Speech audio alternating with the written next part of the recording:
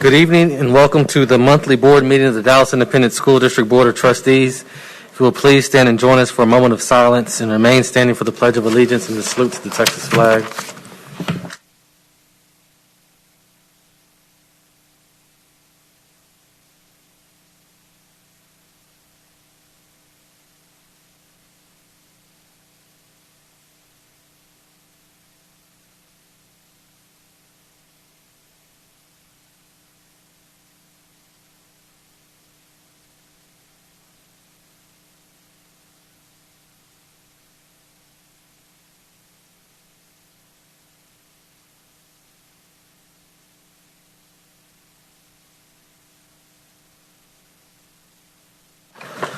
The following trustees are present. District 1, Edwin Flores. District 2, Dustin Marshall. District 3, Dan Mitch K. District 4, Carla Garcia. District 5, Maxie Johnson. District 6, Joyce Foreman. District 7, Ben Mackey. District 8, Joe Carrion. Our Superintendent of Schools, Dr. Michael Hinojosa, joins us, and I'm Justin Henry, Board President. The meeting will be available simultaneously in Spanish on social media through Dallas ISD in Espanol, and Facebook, and through the district's website. Go ahead. Esta reunión se va a transmitir simultáneamente en español a través de las redes sociales por Dallas ISD en español, en Facebook y en la página web del distrito. Gracias. Thank you, Trustee Flores. On March 16th, Governor Greg Abbott granted a request by Attorney General Ken Paxton to temporarily suspend a limited number of open meetings laws to the extent necessary to allow telephonic and video conference meetings in response to COVID-19. In accordance with those suspended laws, we certify the following. A, notice of this meeting has been posted online for at least 72 hours. B, we have a quorum in attendance at this meeting, either physically or trustees are in attendance through video conference via Zoom. C, we are meeting by use of Zoom meeting software, which allows two-way communication for members of the public. D, members of the public who have followed the instructions on the meeting notice for registering to speak during the public comment portion will be allowed to address the board for 3 minutes. E, all other meeting procedures will adhere to board-adopted procedures to the extent practicable. F, an audio recording of this meeting is being made and will be available to the public. G, we apologize in advance for any unforeseeable difficulties and ask for your patience as we navigate unprecedented conditions. H, if you have any questions about these suspended laws, please call the Office of Attorney General at 888-672-6787 or by email at toma@oag.texas.gov. Trustees, there are not any board recognitions. We'll go to the superintendent's report, 2.01. Thank you, President Henry, members of the board. A very brief report this evening. Mostly good news coming out of Austin. We have gotten recently a projected less than significant budget shortfall, and now it's going to be less than $1 billion. So that was the first bit of good news. Second bit of good news is we also got information that with the new administration, significant stimulus dollars are already flowing and more dollars will flow. And then the one last bit of information we were worried about is the hold harmless for the current year on loss of student enrollment.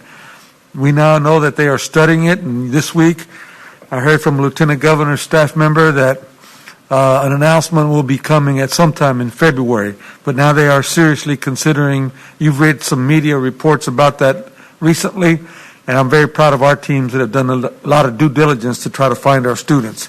So the news on the fiscal front is getting better. There's still one glitch I'm working through with our legislative consultant and David Thompson, and we'll keep you informed of that later. Second item is we're trying to work our way through the Council of Great City Schools that sent a letter to the President of the United States that many districts are ready, willing, and able to help in the vaccines, and we have nurses, we have people available, we have infrastructure, and we've offered help to the President's office. If he really wants to get 100 million vaccines in the first 100 days, we think that school systems can help them get that done. Right now you have to go wait in line at Fair Park, but what if we had an opportunity to go to some of our schools to help with the vaccine? So very preliminary, we haven't heard back, but I wanted you to be aware that is in the process. There is a significant level of frustration with our employees and our communities about the rollout of the vaccines. And so we're going to try to help in that regard if allowed to do so. So stay tuned to that. And the last thing I want to report on is I'm very proud of our employees. I've made it to at least 15 campuses since the pandemic, and I'm really proud of our teachers and everyone following their protocols and the hard work. And I see the enormous strain when a teacher is trying to teach to her students in person and has the ones on the computer. But they are doing a yeoman's job, and because of the vaccines and because of the school visits, I am convinced that we need to get our children back in school as much as possible, and that's going to be my expectation in August. Now, we got to do a lot of things to pull that off to make it safe, but I think it is possible, and so we're all going to have to work together to make that happen. So those are the big three items that I wanted to report this evening, Mr. President. I'll turn it back to you. Thank you, Superintendent. We'll now move on to the Board of Trustee Committee reports. Are there any committee reports? Okay, there aren't any trustees. We're going to do reports, District 1 through 9. We'll start with Trustee Flores. Thank you, President Henry. I want to begin by congratulating young Dominic Patermo, a fifth grade student from Harry C. Withers Elementary School, for winning first place in the 29th annual MLK Oratory Competition. His powerful speech on the 4 things we can learn from Dr. Martin Luther King to help unite the world truly captured the spirit of Dr. King's voice and was an inspiration for us all. And I'm very grateful that this award is has been once again won by a student at Withers Elementary School. Also, kudos to District 1 participants at the STEM Expo this past Saturday. Jeremy Lopez from Jerry Jenkins Elementary School won the Math Olympiad in the 4th grade category, while Shiel Shureka and Vienna Portia from Walnut Hill Elementary School won first place and third place in the science fair for 3rd and 4th grade students, respectively. Well done. Finally, congratulations to Walnut Hill Elementary School for being recognized by America's Languages Initiative to be featured in their guide to exemplary programs and practices in U.S. language education.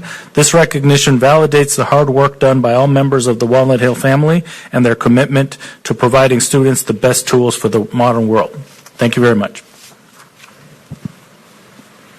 I'll give the District 2 report. First, congratulations to the District 2 winners of the December Cheer Challenge, 3A and 4A, second place, North Dallas High School, 5A Division 1, third place, Woodrow, and 5A D2, third place, Hillcrest.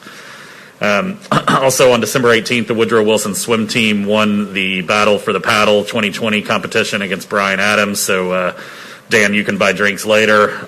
Also, congratulations to Woodrow Wilson band member senior Mackenzie McCullough, who made history by becoming the first student in 35 years to make the Texas 5A All-State Band after placing first in the area level competition in trumpet. That's a great achievement.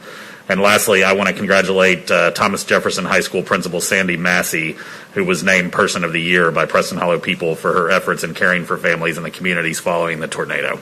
That concludes the District 2 report.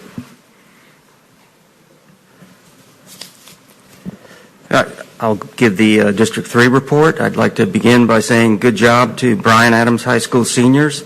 As of mid-February, the school had a 10% higher completion rate on FAFSA as compared to last year.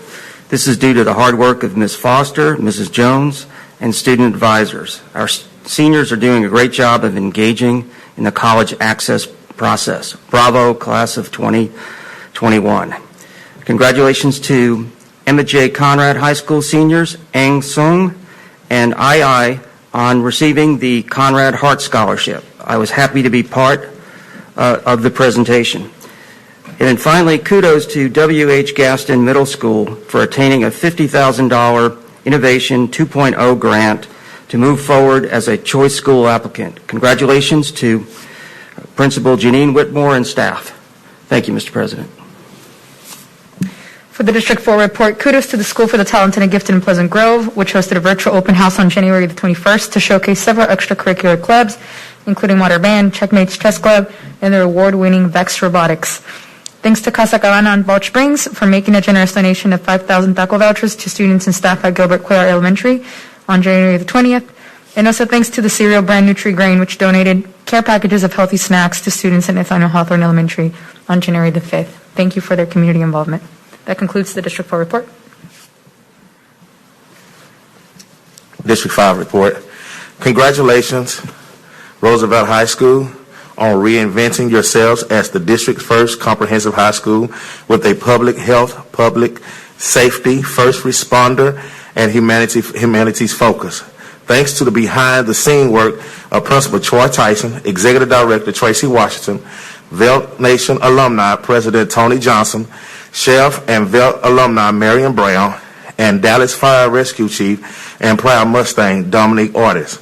Students will be able to take classes leading to careers as METs, firefighters, 911 dispatchers, culinary nutritionists, professionals, and more. Belated birthday wishes to one of our retired educators, Mrs. Verna Daniel Stewart McKenzie, who turned 105 years old on January the 27th. She retired from John E. Bryan Elementary School in 1990 and continued to volunteer in schools across District 5 well into her 90s. Not only was she a District 5 educator, but she also lives in the district. Kudos to the students at Barack Obama Male Leadership Academy who collected 750 pounds of food for the North Texas Food Bank. The food was donated in the name of beloved chemistry and science teacher, Mrs.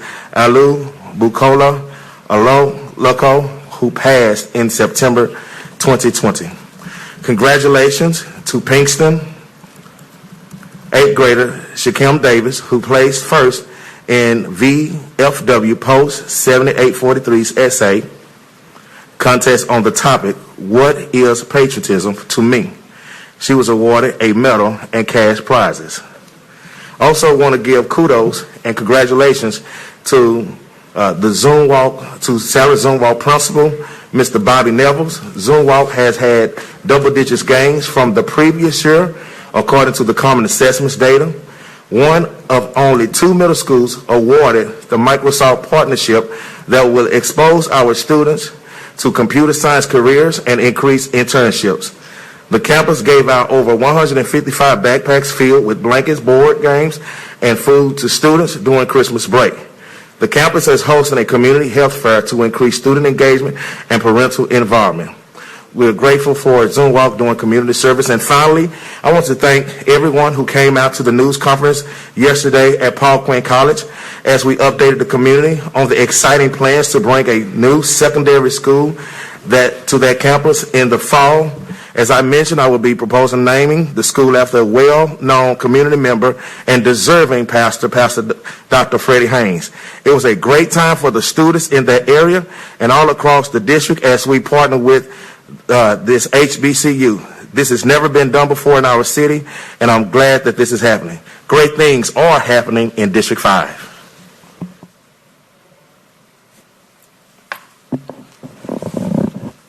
Good evening.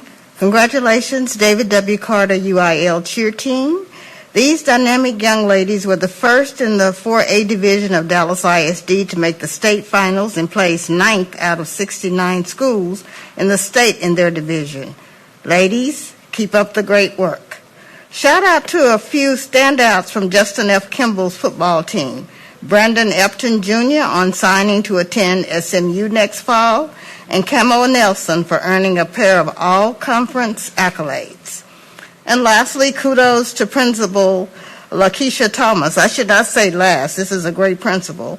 Kudos to Principal Lakeisha Thomas at T.W. Brown Middle School and her students Helen Cardros, Cindy Arias, and Michaela Simmons for taking top honors at Dallas ISD Math Olympiads, S-Sports STEAM Tournament. Congratulations. Thank you. For the District 7 report, first of all, congratulations to Molina High School boys on winning the 12-5A District Swimming Championship. Great job and best of luck as that team continues onwards to regionals. Next, I'd like to congratulate the Sunset High School girls on winning the 12-5A District Swimming Championships as well. So keep up the great work there. We got a lot of swimmers in D7. Shout out to Winnetka Elementary School for winning second place in the robot skills and receiving the DESA Design Award at Dallas ISD's STEM Expo VEX IQ competition. The Winnetka Elementary School, I know we saw them last year before the pandemic. They were out here with their robotics team. Some great stuff happening there. And finally, congratulations to Adamson on 2 separate but really exciting pieces of news.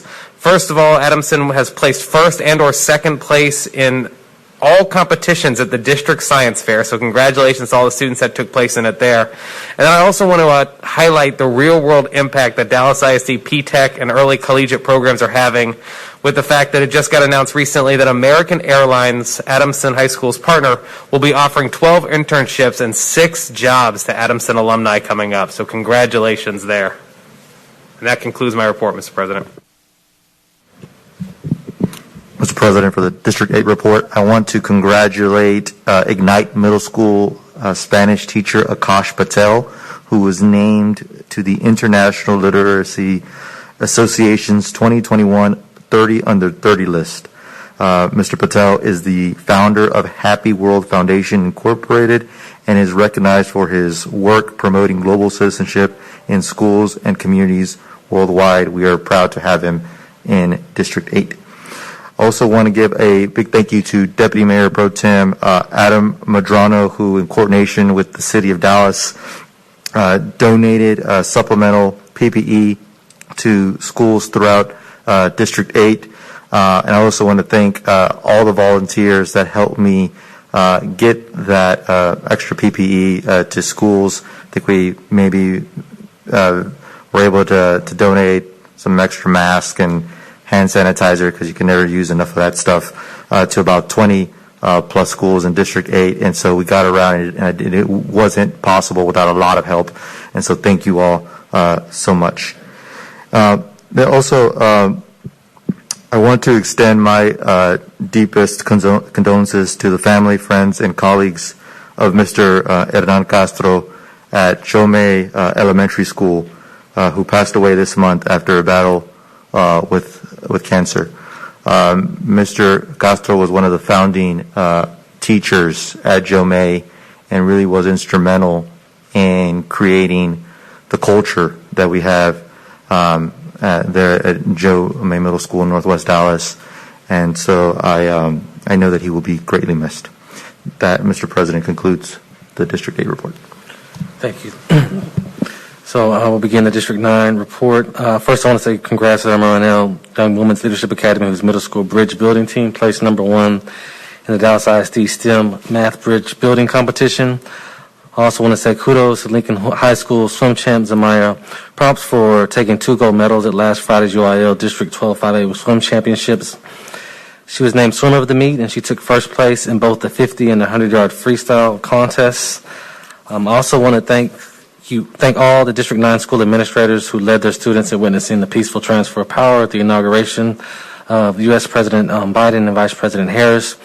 Special shout out to Billy Earl Dade, Principal Raquel Stewart, and the ladies of Dade who sported their pearls and Chuck Taylors to celebrate the swearing in of the first female Vice President of the United States. I also want to give a shout out to J.P. Starks and John Ireland as well, who also celebrated the election of the first female Black and South Asian Vice President. I want to send a congrats to Skyline Director of Bands, Mr. Carlton Williams, a graduate of HBCU, who's positioning his senior band the students to compete for college scholarships this week by scheduling them to demonstrate their musical talent in virtual band auditions with HBCU band instructors across the country. Way to go, Mr. Williams. If you hadn't had an opportunity to watch Skyline's band under his leadership, you're doing yourself a disservice. It's a phenomenal group. I want to send a congrats to one of DISD's own, Miss Summer Rogers. She was awarded the Tech Advocates Best K through 12 Educator Leader Award. I know from my personal experience through her leadership at NAPSI, she's been phenomenal in contributing to a lot of the racial equity initiatives that we've worked with Dr. Quinn and Chief Lear. I also want to say congrats to Joe Frazier of JP Starks, Zoe Frazier, of JP Starks. She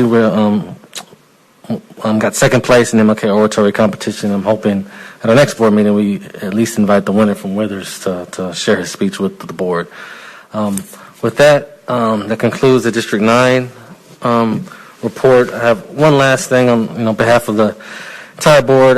We've been receiving a lot of messages from school administrators, teachers, parents, and community. We really appreciate your kind notes and your messages and your expressions of appreciation during Board Recognition Month. The school marquee messages, the calls, the social media posts, all the kind of sentiments from constituents. We really appreciate that. It's an honor to serve you all. Again, I try not to speak for the full board, but I feel confident in speaking for the full board and saying thank you to our entire community for entrusting us with the care and education of our most precious resource, which is our children in Dallas ISD. So I want to move on to our public forum. Ms. Grant, will you please call the names?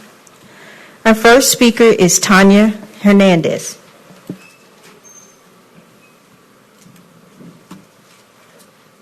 Hello. Can you hear me? You have 3 minutes to speak. Thank you. Good evening. My name is Tania Hernandez. I'm with Alliance AFT. Board members, I'm here to ask you to do not approve the intersession calendar. The reasons not to go through with it are plenty and very little to gain by going through it, that we cannot gain or achieve by regular summer school offerings and robust tutoring program with plenty resources and support that offers teachers an attractive compensation. To go through the intersession calendar will break a centenarian element of the culture of all profession that has permeated toward communities and families. In other words, teachers, school personnel, school service providers, children, and family gear up to start school year on the fall, and school is out during the summer months. This calendar will have a seismic effect on that culture. On a year where we have been through massive and extended trauma.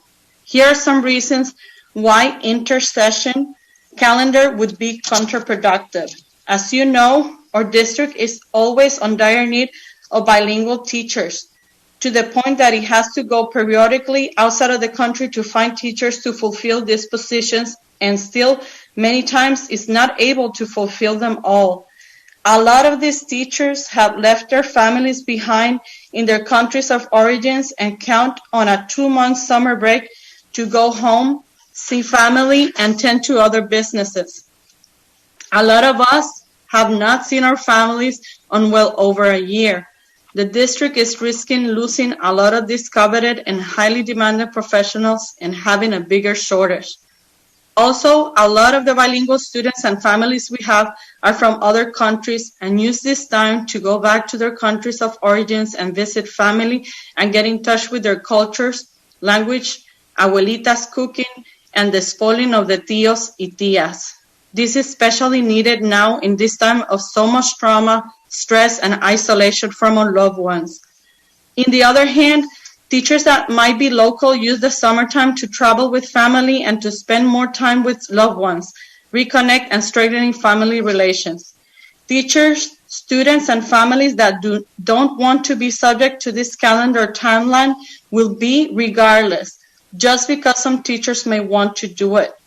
With summer programs and tutoring and interventions during the year, teachers, students, and families that want to participate may do it, and whoever doesn't want to can keep their plans.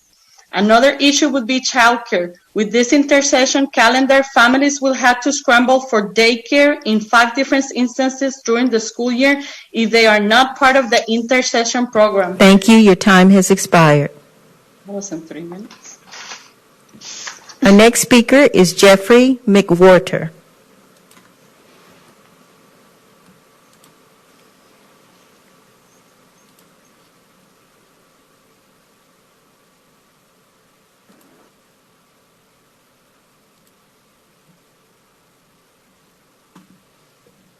Jeffrey McWhorter. Can you hear me? Hello? Yes. Yes. Okay, sorry about that. Yes, my name is Jeffrey McWhorter, and I am a professional photographer and an elder at Northway Church, which sits right next to Thomas Jefferson High School in Northway, Dallas. And I'm speaking just to advocate on behalf of the students of Thomas Jefferson in regards to agenda item 8.31. And I would just ask that the board would please approve the guaranteed maximum price number 3 presented by Beck Construction. This is in relation to the rebuilding of Thomas Jefferson High School, which was catastrophically damaged by the tornado. And our church, which sits right next to it, was also pretty much destroyed by the tornado. So we know what these kids have been through, and I know it's been a hard year for everybody, but I would just encourage the board to remember that while everybody has experienced COVID, the kids at Thomas Jefferson High School had already lost their school due to a tornado just right before that. And I know, the cost of construction projects add up, but what would be lost if this guaranteed maximum price was not approved would be classrooms for visual and performing arts and CTE classes, career and technical education classes. And I love the TJ students. I was just with their boys soccer team not 30 minutes ago. And these are some kids that come from a pretty under-resourced community as it is. And I think it's the right thing to do to give them a facility that they can be proud of and spaces in which to learn that are worthy of the education that they're receiving. So thank you very much. Thank you. Our next speaker is Patrick McDonald. Hi, can you hear me? You have 3 minutes to speak. Hi, my name is Patrick McDonald. I, as well, am a member of Northway Church. We sit right beside the school. I, as well, would like to see Thomas Jefferson's Bond 8.31 be passed so that teachers and students at TJ can be better equipped for education. The school really has endured a lot of hardships, got hit by the tornado, and then, of course, COVID-19 now. It's kind of, I imagine, halted construction. But I think construction should be finished and completed so the school can have all these updates made. This would allow future generations there to be improved with these resources so they can all be educated, and that can continue. Future generations, like students and teachers, can have better resources to be educated. Thank you. Thank you. Our next speaker is Angela Hunt.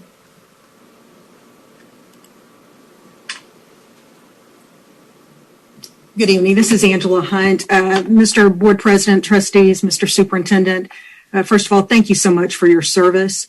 My husband and I are proud parents of 2 DISD students in elementary school at Sanger and Travis. Our family is very much opposed to the proposed calendar change. First of all, kids need time off during the summer, especially right now. There's not been an opportunity for children to have social interaction due to the pandemic. And kids need this time off from schoolwork. They need the time for socialization, for camps. They need time to be with their families over the summer. And both the intersession and the full day redesign limit summer to 5 weeks only. I fully expect to see parents taking their children out of DISD if there is an overhaul. I think there will be a number of parents that unfortunately leave the district, and I fear that there may be teachers who leave the district as well. This is the type of disruptive change that we really want to see broad parent support and buy-in before making this type of change. At the beginning of this process, during the community meetings, the parent survey was touted as a critical part of this process, and yet I've not seen any public display of what the results of that survey were. And unless there's broad parental support, and I would hope broad teacher support, I would really caution the district that this could be going down a path that you would lose both families and teachers.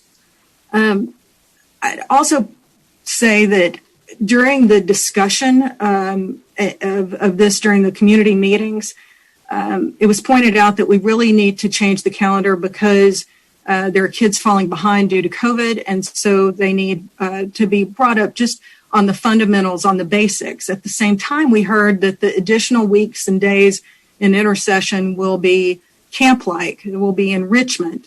There's really been an unclear message about what will happen during those extra days. Lastly, I'd say it seems like the real solution here is to focus our limited resources on the students who need the most help through after-school education and enriched summer school. That seems like the best way to address this. I hope that we'll pull back on this proposal. I understand it won't be district-wide and that only some schools will have this change, and yet that's still going to provide uncertainty to parents that their local schools will in fact stay on the base calendar. So I really hope we can slow this down and reconsider and look to the parents for direction. Thank you so much. Thank you. Our next speaker is Paul Sims. Hi, everybody. Can you hear me? Yes. Perfect. Thank you, trustees and staff. I do appreciate the opportunity to speak before you this evening. My name is Paul Sims, and I am a DISD dad. And I want to talk tonight about the proposed calendar changes. And essentially, I'm opposed to any of the school year, change. And I believe that the best way to mitigate COVID learning loss is to support a strong summer school option for the kids who are struggling or maybe having a tough time during COVID. Now, I do understand that intercession is being put forward by the administration for several different feeder patterns. My current feeder pattern, Brian Adams, is not in the intercession group. I believe we're somewhere in the middle, in the maybe group. But I still oppose this change, this move to an intercession type calendar. And my main concern is that even though we're not in it right now, once the intercession takes root, that it will eventually spread throughout the district. And we have 9 more years to go in DISD with our youngest girl. And I don't want to have this fight every couple of years as the board grapples with different calendar changes. Further, the intercession weeks, they're currently proposed as optional, but my fear is that once the model is embedded, the intercession weeks will then have mandatory requirement attendance. Now, I would strongly urge you to adopt a plan similar to the one that the trustee Mitschke has been advocating for, which is essentially a school choice system based on different calendars. If parents and staff show strong interest, they that have a school or two in each feeder pattern adopt that intercession calendars, but not do it across entire feeders. And if families choose to give up 6 weeks of their summer, then they can do that voluntarily by sending their kids to that school within the same feeder. But from what I've seen in the parent and teacher survey responses, there is little support for changing calendars across large swaths of the district. Now, again, if the true goal of this effort is to mitigate COVID learning loss, the most obvious, the most simple plan is to simply have a robust summer school option this coming summer. But I honestly feel that this push for intercession by the administration is really to get rid of, or at least dramatically reduce, summer break permanently, and COVID is the excuse to do that. Now, our family took a chance on DISD. We sent our kids to a neighborhood school that was honestly in a bit of a borderline situation. But after a couple of rocky years, we feel the school is growing stronger every day, and we're actually really proud to be a DISD family. But I feel like this proposal is pulling the rug out from under us and changing the rules a little bit in the middle of the game. I'll tell you that from what I saw of some information was that only fewer than 15% of DISD parents responded to the survey that was sent out. And at least in Trustee Mitschke's district, the majority of those who responded were opposed to changing the calendar, and the teachers were opposed as well. If you make this dramatic change to the calendar with that little support, I fear that you're going to run into some real problems. And again, I just want to reiterate that I think Trustee Mitschke has a good idea that seems to be a very sensible option: school choice for campuses that have strong support for an intercession calendar. And I would hope that that support would be greater than 15% of respondents. So if you want to, I really think that summer school is the way to mitigate learning loss for COVID. Thank you. Your time has expired. I appreciate your time. Thank you. Our next speaker is Vancia Hill.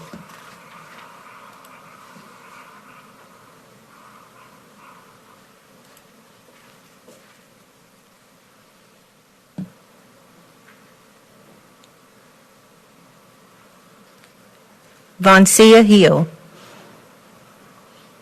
Good evening. Thank you so much for hearing me on tonight.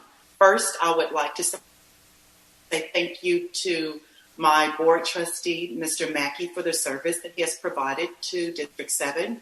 I would like to thank my principal, Ada Escobedo, for being phenomenal. And I would just like to say thank you so much. This is my 20th year with the district, and I am elated to be a part. I work in a specialized unit, and I am grateful for the protection that the district has provided. I have a gown. I'm in a specialized unit, so I have a gown. I wear a mask and a shield. I have gloves. I have industrial strength. We do some toileting, thumicide. So I am protected with the PPE. I am here to talk about the health and safety. I realize that at this time there is a budget shortfall. However, I still would like for you to consider when the time comes, if we ever have the additional monies, extra support for those who work in specialized units such as functional living skills, ADL, total communications, early childhood special education, so that we can meet the safety needs and the health needs of the kids that we serve. I see where a lot of work has gone into the new calendar to address the shortfalls in learning and the gaps. We really need the extra support so we can meet some of those federal mandates. Although COVID has happened to, the pandemic has happened to all, there has not really been leniency as far as working with the kids and their IEPs. So, for instance, at this time, my assistant is out. I'm still required to try to meet the needs of those students from the federal aspect. I was also wondering, in addition to that, for those who work in the specialized units, since we work with students who have significant cognitive disabilities and they require a lot of adaptations, hazard pay. I know we have a budget shortfall, but I thought I would make the request. But I did want to say I am proud to be an employee of Dallas ISD, and thank you so much for hearing me today. Our next speaker is Ashley Fiamingo.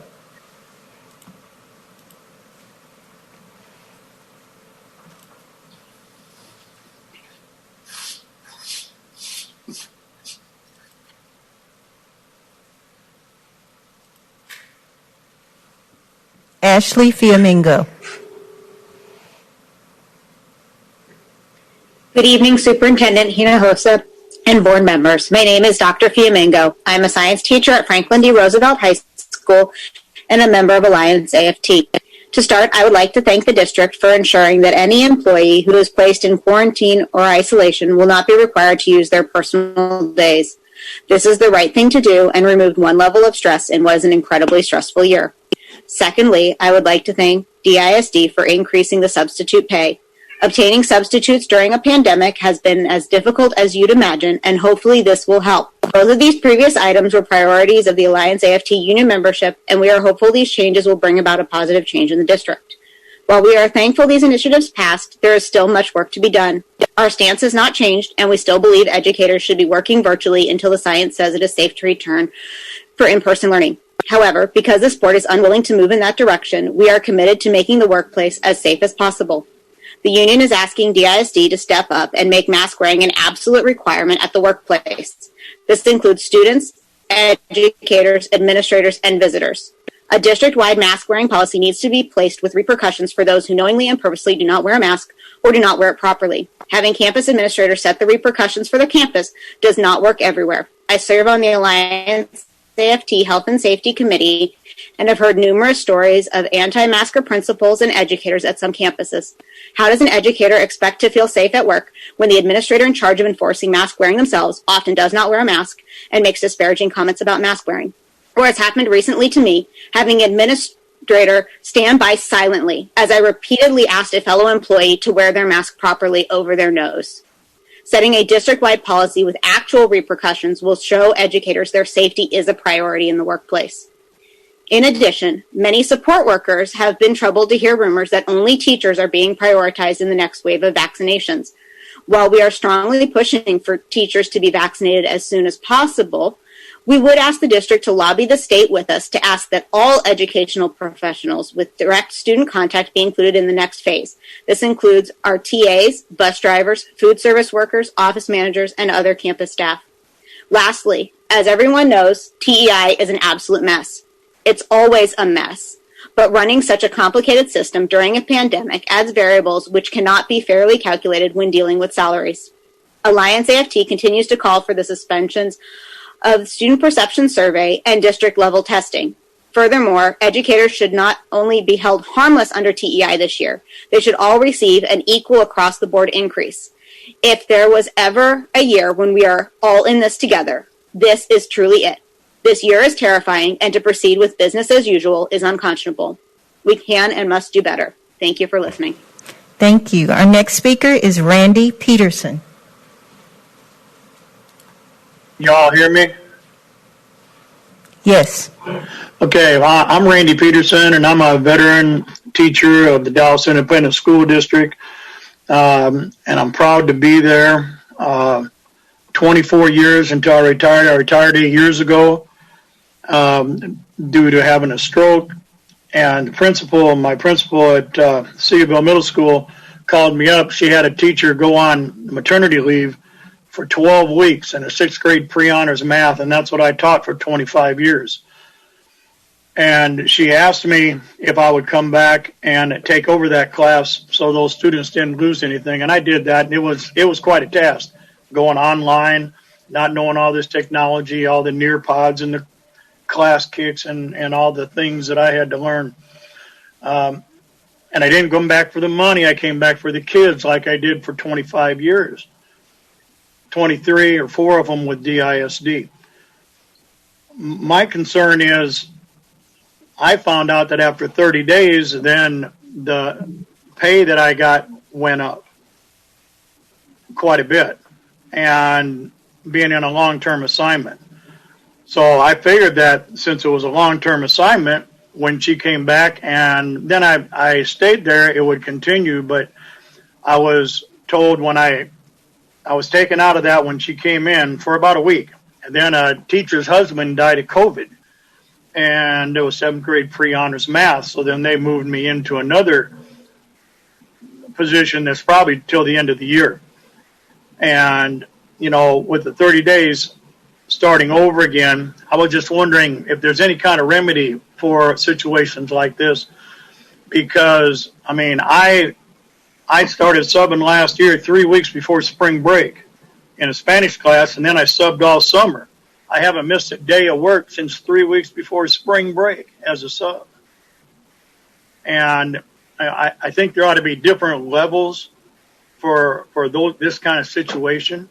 I don't know exactly what the solution is. I know there's a budget shortfall, but just in all fairness, I see there's a lack of subs, and I'm a dedicated sub. I'm really a dedicated parent. My kids went to DISD. My grandkids went to DISD. My granddaughter is at Adamson High School right now.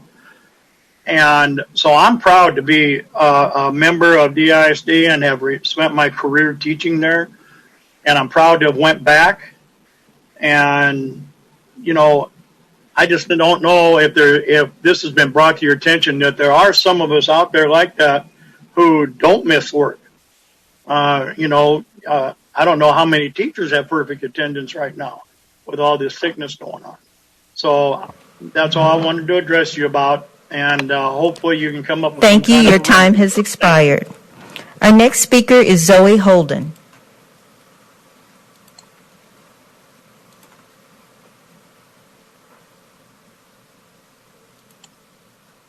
Hi.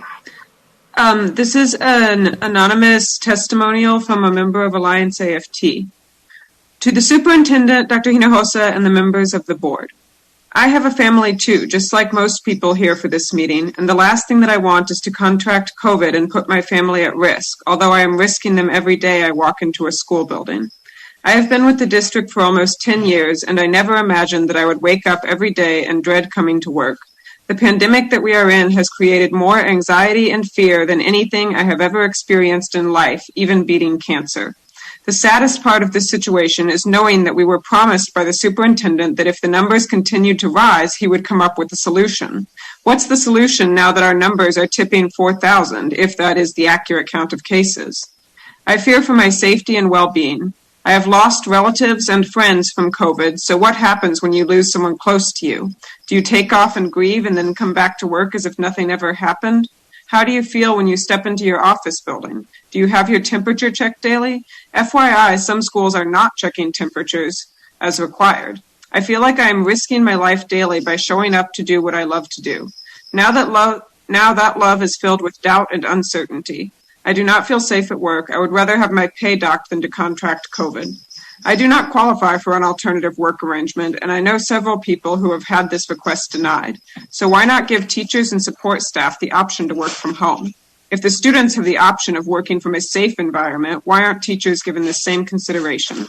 Can the district create a plan that will allow more flexibility for teachers to work from home as the case and death numbers continue to rise? I'm not sure how long we will have to wait for you all to act, but what is more important than living? What is the magic number of cases that we must reach, cases or deaths, for you all to reconsider a new plan of action? Sincerely, I have a family too. That's all. Thank you. Thank you. Our next speaker is Zoya Hawk.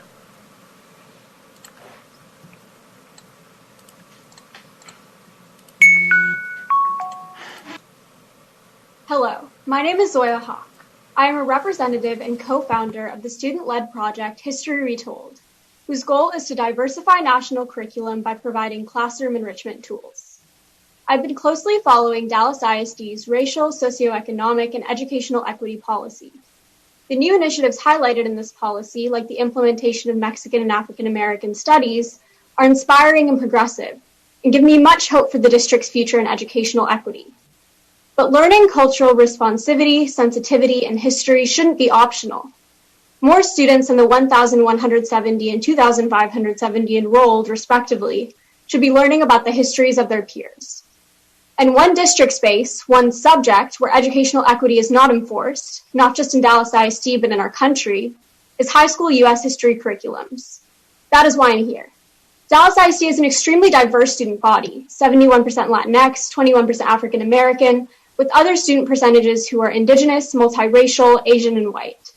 Yet after reading over Texas and DISD's curriculum plans for U.S. history courses, I see that there's little to no representation of minority voices in TEKS requirements, except for in the teaching of the civil rights movement.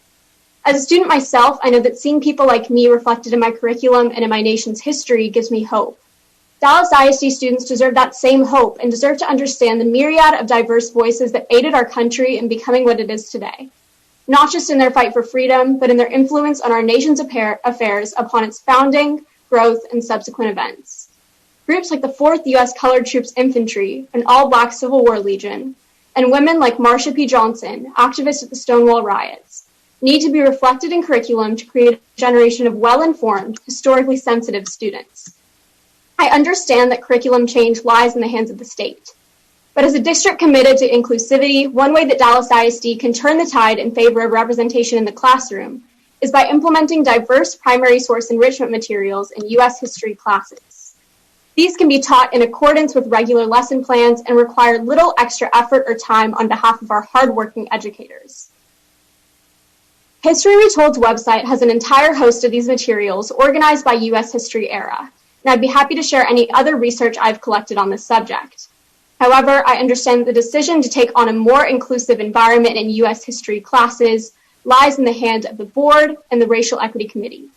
Therefore, I hope you consider this plea and expand the district's commitment to inclusive curriculum to all classrooms, especially U.S. history classrooms. Thank you so much for your time. Thank you. Our next speaker is Purnima Ravi.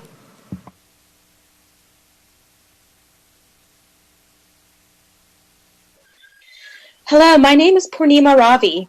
I thank the board for their service and the opportunity to speak. I'm speaking to you today from the perspective of a teacher. I'm a choir director at Bryan Adams High School, and from the perspective of a concerned mom. I know that we can all agree that as educators and as parents, we do our best for our kids. We all want to get back to normal, which is that students and teachers are in the classroom full time. But we have to get back to normal in a methodical way that is safe for everyone. Every day, educators and support staff expose ourselves to a deadly virus in a location with numbers high enough to be considered a COVID hotspot. And every night we go home, we take that risk back to our loved ones. We're classified as essential workers, yet we're not afforded the same protections that other essential workers are, like hazard pay. I am deeply concerned and alarmed to see the severity of this virus and the number of people that it affects. If we want some semblance of normalcy to return, I once again urge you to please consider or to please continue to prioritize our safety in order to quell the spread of this virus. I'm therefore very appreciative that Dallas ISD has been lobbying the state for teachers to qualify for the next round of vaccination. I also urge you to please lobby for a larger number of DISD employees to qualify for the next round. Employees such as bus drivers, support staff, and cleaning staff, many of whom are people of color or seniors with an underlying condition. They need to be vaccinated so we can safely pursue in-person learning. I am also here to that the mask policy for DISD be enforced. Currently, employees from different departments have been seen without masks in violation of the policy, but there are no consequences for this lapse in safety. Obviously, individuals who have appropriate documentation of a medical condition that precludes them from wearing a mask should be excused. Our lives are in your hands, and I trust you to do the right thing. Thank you, and I yield the rest of my time. Thank you. Our next speaker is Jacqueline Martinez.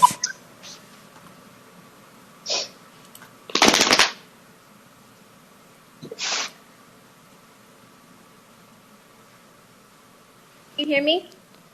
Yes, you have 3 minutes to speak. Good evening. First and foremost, I want to applaud the efforts from the district on working with Dallas Health and Human Services in securing vaccines for school employees who qualify. But also, let's acknowledge it is the least the district can do since you all actively chose to continue to exploit, gaslight, and mistreat your most valuable resource. My one suggestion would be to organize a mobile vaccine station that could come to campuses to make it easier for the educators who I guarantee are way too overwhelmed with work or probably unaware that this is even a thing to go get vaccinated. Also, please make sure that principals are focusing more heavily on vaccination efforts instead of trivial things like bulletin boards, test prep, grades, PD, TELPAS, or other projects that are just not worth getting infected, sick, or losing another human life over. Because yes, toxic leadership and work culture continue to thrive within the district, and I am here on behalf of teachers and other school employees to hold you and school leaders accountable for unprofessional, unethical, and tacky abuse of power. I am putting it on you to dismantle systems of oppression within the district that use intimidation, guilting, and shaming to silence teachers into compliance. It's 2021. Do better. Moving on. Since the summer, you've made it very clear that your interests in money and funding, as well as your unwillingness to stand up to TEA and Governor Abbott, outweigh the health and safety of the community you represent. Fortunately, our new and competent Commander-in-Chief made 2 executive orders on January 21st, one on supporting reopening and continuing operation of schools, and the other ensuring an equitable pandemic response. As of now, the district is deficient and not in compliance with the federal policy that says schools must operate in a safe environment. This means, quote, creating the conditions for safe in-person learning by implementing mitigation measures such as testing, masking, and proper ventilation, end quote. You probably already know this, but it's worth repeating that not all campuses are following safety protocols with fidelity. The executive order also states that you must consult with educators in carrying out the directives in the order. So a good way to know if these things are actually happening is not to ask EDs or principals, ask the teachers. Stop punishing whistleblowers who are only trying to do what's best for students, way more than can be said for the powers that be. If and when you are in violation of these directives, then those campuses need to return to virtual learning until the district ensures they are taken care of. Otherwise, please stop overusing the generic line, the safety and well-being of all Dallas ISD employees is our top priority for the district, when your actions have demonstrated the exact opposite. Thank you. Thank you. Our next speaker is George Rangel. President Henry, trustees, Dr. Hinojosa, I'm George Rangel, Executive Vice President of Alliance AFT, addressing you on DEI and COVID. As I begin, thank you, board members, for understanding the stress faculty and staff members are under. They need real relief. Following our teacher testimonies from just the last 2 weeks. 1, I'm trying to complete GT testing. During GT testing window, 3 to 5 students are doing a mock test. My AP just did an observation on January 12th and stated she needed to do another observation today during testing. How fair is that to my students and to me? 2, please note the district is allowing packed classrooms to happen at Douglas Elementary. 1st and 2nd grade have up to 25 children. The classrooms are too small to accommodate the number safely. Also, without notice, teachers are being relocated to another classroom, which brings about unnecessary stress. This has happened multiple times during this year. Custodial staff is understaffed and overworked. Teachers are having to remove classroom materials, redecorate the classroom, teach face-to-face as well as Zoom. This is too much. 3, an AP at my campus wrote me up because I missed a meeting they scheduled during the time I was teaching face-to-face and Zoom. I resigned this month. 4, a student was sent to school sick last week, Friday, February 22nd. Mother called and advised me that the student was COVID positive. This week, the whole family is COVID positive. As we as teachers find ourselves in a corner, we are forced to say the child maintain 6 feet social distancing and no more than 15 minutes with another student. If we don't, we're disciplined. Does anyone care? Have any of our board members taught elementary school? Because the district administration doesn't seem to care. 5, our principal knows we are testing and he wants to evaluate me while I test. What is happening to our district? Board members, how can faculty and staff be expected to teach as they were doing a year ago and yield the same results? With all of these interruptions and demands, why are they being evaluated under the same evaluation system? This is like you to continue daily interactions with your family and then seeing your family members get sick one at a time. No one bothers to get medical attention. Demands are put on our employees and students that are unreasonable in this pandemic world. If you agree that faculty and staff members are doing a wonderful job, then hold them harmless on the evaluation for adjusting and being the professionals they are. Please, a mask wearing policy, which includes repercussions for anyone who refuses to wear a mask and willingly exposes others. Please do the right thing. Thank you for your consideration. Thank you. Our next speaker is Thomas Acebo.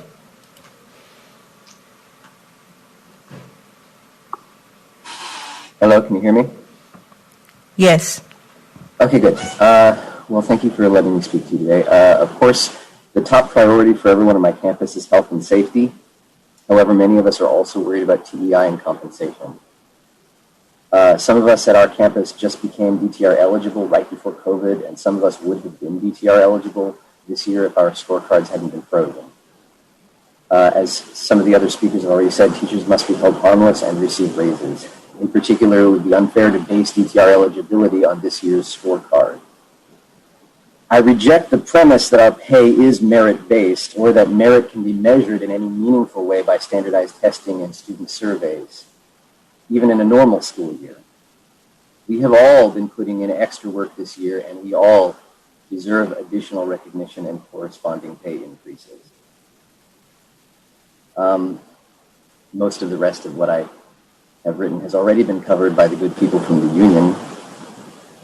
So thank you very much for so eloquently stating the thesis of our discontent. That's all I have to say. Thank you. Our next speaker is Rena Honia.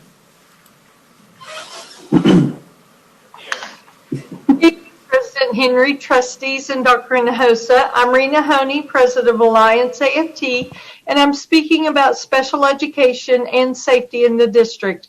It's no secret that the special education department has undergone scrutiny by the state, as well as several transitions in leadership for the past several years. An audit was conducted by Dr. Denise Collier a few years ago that gave excellent recommendations for improvements. We need to revisit those recommendations. Our current practitioners' voices are not being heard when it comes to student success and employee success. Alliance has a committee working on these issues and plans to invite you to attend those meetings to collaborate to make Dallas ISD the premier model for students with special needs. The investment of resources is vital, and we can't continue to give lip service if student achievement is truly our focus. We're frequently reminded that achievement and safety are priorities, but we're missing the mark in those areas. As for safety, I'm sure that everyone is appreciative of the massive efforts by the administration to implement safety measures during these horrendous times. But the reality is that fear still rules in the minds of district employees. The inconsistencies in following the protocols with fidelity have contributed to the continuing rise in the district's positive cases. Until everyone enforces all protocols every day without exception, we'll continue to experience the rise. While people are waiting to get the vaccine if they choose to accept it, students, family members, and employees are still getting sick. Deaths continue to occur within our school communities, affecting so many. A huge aspect of safety is the physical and emotional exhaustion employees are experiencing. The continual hounding on testing and test scores is taking its toll on everyone. As a current classroom teacher said, a teacher's first priority is students. Teachers' health and mental stability are priority also. Teachers cannot effectively support students for academics and social emotional learning during this pandemic when their own health and mental state are compromised. She continued with the use of data for TEI should be considered skewed and less supportive of the students and teachers due to the students' inability to test if they're sick during the testing times and teachers are fatigued beyond measure during the gathering of data. TEI is an injustice as at this time with the additional pressures placed on teachers. Many feel that we're operating as if there's no pandemic at all. We must find the same mercy and grace for employees and students that are being extended to some, but to not all in the district. Thank you for your attention and consideration. Your service is certainly appreciated. Thank you. Our next speaker is Aaron Revelis.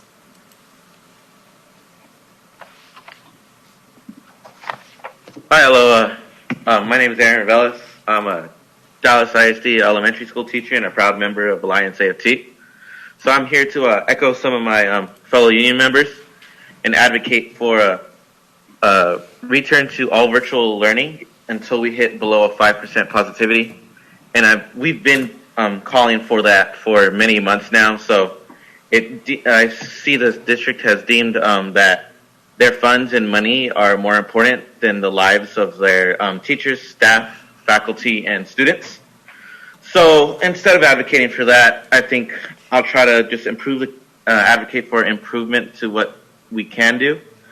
So I think to kind of help the students, teachers, and staff, and to maintain educational excellence, students need to be in a healthy and safe environment as much as possible. So we need to have students, faculty, and staff have access to affordable and quality health care and mental health services to get us through this trying time. The district should be focused on administering COVID vaccines to not only teachers, staff, and students, but anyone in their immediate family instead of administering STAR tests.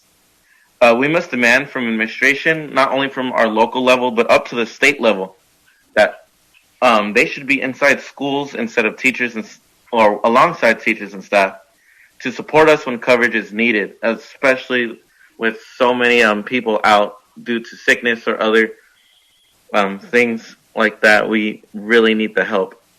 Teachers and staff have taken on an unthinkable amount of extra duties to provide excellence with personal and virtual learning simultaneously. It has caused a large amount of stress on the entire campus and our students as well. And we have been okay with being asked with so much grace with our district. The least a district can do is ensure that schools, our district, and programs within our district are not violating the district policy when it comes to support staff compensation, duty-free lunch, and the teacher workday. Student learning needs need to be made our number one priority, and we really need help that with our policy being enforced with a teacher workday and duty-free lunch, so we can make sure we're prepared for our students. It's apparent that teachers, staff, and parents and students are near their breaking point, not only with the pandemic, but this change in the calendar. And it's a similar frustration was felt only a few years ago when teachers, staff, and parents went on strike in California, Michigan, Oklahoma, and West Virginia, and many other states. So I suggest that the district relieve some pressure and ensure academic excellence in order to stave off a similar situation in all of Texas. Thank you.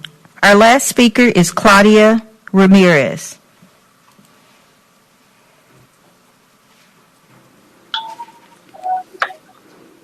Buenas tardes. Good evening. Mi nombre es Claudia Ramírez. My name is Claudia Ramirez.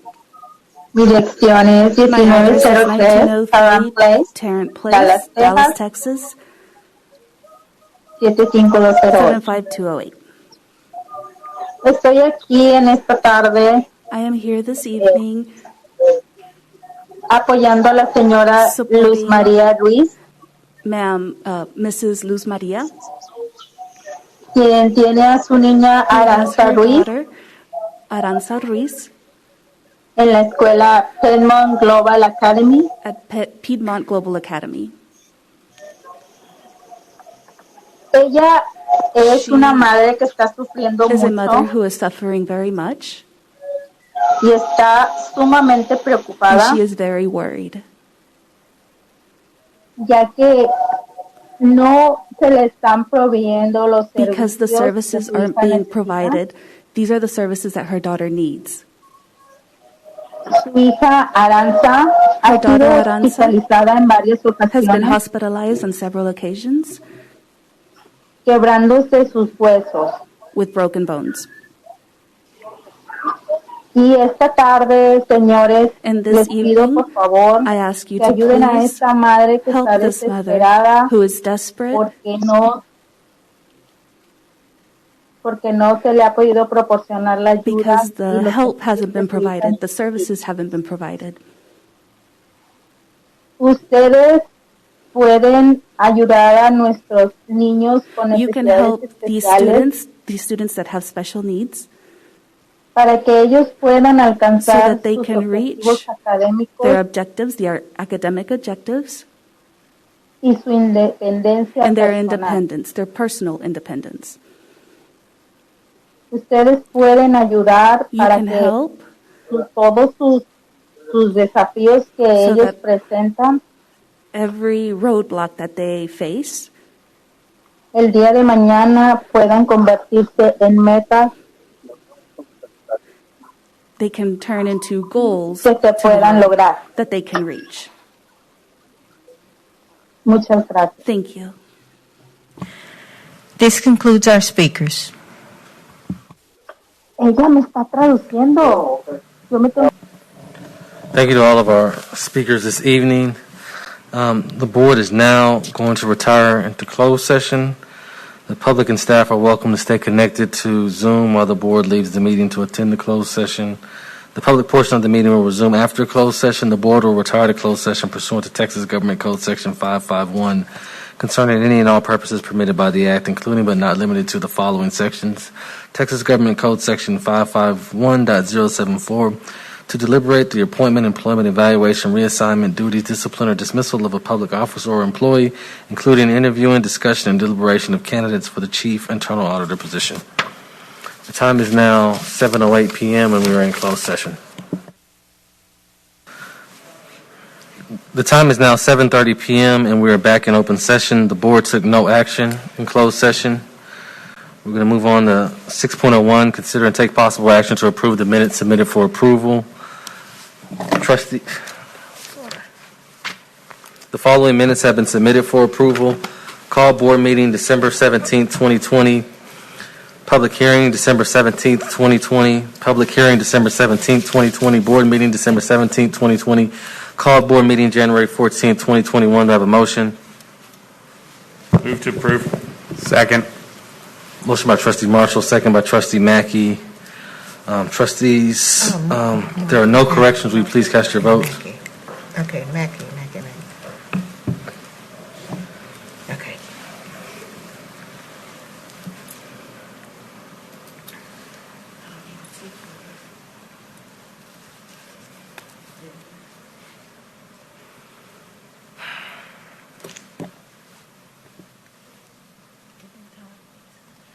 Maxie Johnson. Trustee Flores, are you going to vote?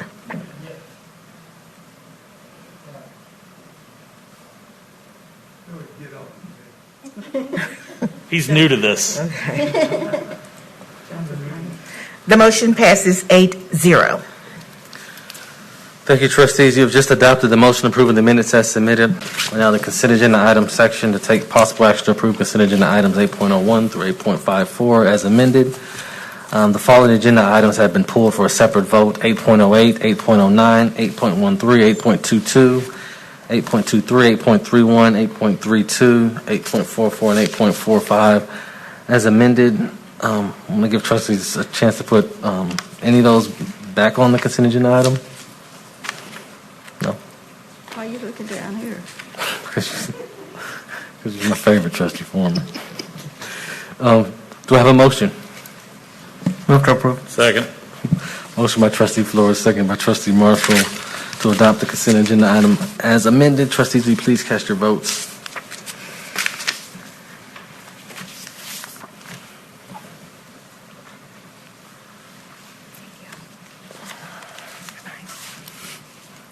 Trustee Flores. The motion passes 8-0. You're a troublemaker tonight.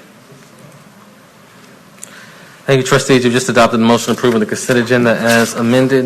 Moving on to 9.09, approve the design build delivery method for the downtown school site. No financial impact. Consent item 8.45 pulled. New agenda item. Do I have a motion? Move to approve. Second. Motion by Trustee Flores, second by Trustee Marshall. Is there discussion? Dwayne, do you want to, as a new agenda item, do you have anything you want to explain first? Yes, thank you very much, President Henry.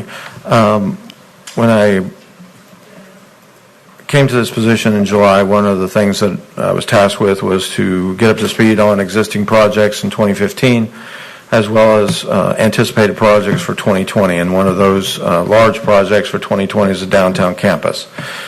And so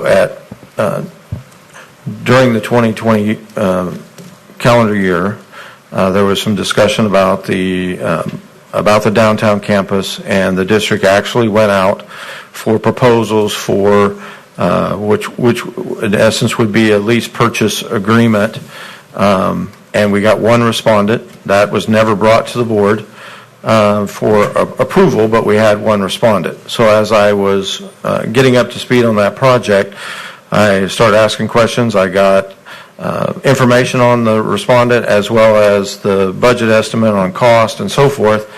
And as we began to have discussions, one thing that came up was, that's the cost estimate on construction and so forth, but because it's a lease purchase, there's financing cost. And so, because they're going to have to finance that project for the 2 years until the project's done, and then we could either start the lease payments or purchase the property. And so my question is, well, what's going to be the finance cost? And the cost was given to me at $20 million. And I said, well, that's not going to happen. That's in excess of where we need to be.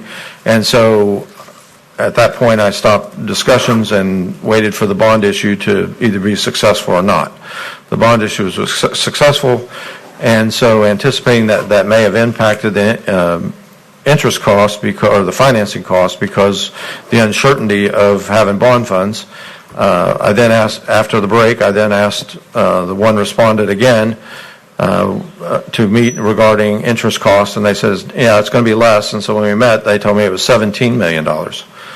So that's still too much. And so I asked our external attorney for real estate what our options were. And the parameters that we're in of we want to have a school in the central business district, we want to acquire a property in conjunction with this. The advice that I received was to do a design build. How the design build works is that we would go out for an RFQ and we would see what respondents came back. And inclusive in that response would have to be where the property is located and so forth, as well as the team that's both going to design the property, the project. And so that would come back and we would evaluate those with the RFQ, and then we would turn around and present that recommended, if there is a recommendation of the proposal that we're going to recommend, and we present that to the board. The board would approve, then that would give that proposal the opportunity to start the design with us with the design build by law, we have to hire a consultant, architect, and engineer to oversee not only that design process, but all the way to the end of the build to make sure that our interests are being met in relation to the project. So then they would design, their architect would design the facility in conjunction with us. Then they would go out, once that's done, then they would go out for bid, which we'd be a part of that bid. They would meet all the requirements of MWBE and so forth, and we'd be able to see the bids. They would then select a general contractor from that, and that would generate the GMP that we would bring to the board and say, this is the GMP for this project. The board would approve that, and then construction could start. So that would be the process for a design build. And what we're attempting to do is get permission to at least start the first part, because I cannot advertise. I cannot advertise until I get board approval. Thank you, Dwayne. Trustees, is there any questions? Trustee Mackey? No. He answered it. Thank you. Okay, trustees, will you please cast your votes?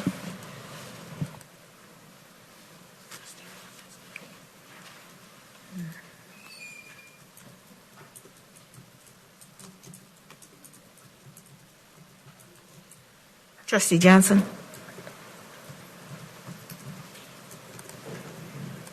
The motion passes 8-0. Sorry, 10:27. This meeting is now adjourned.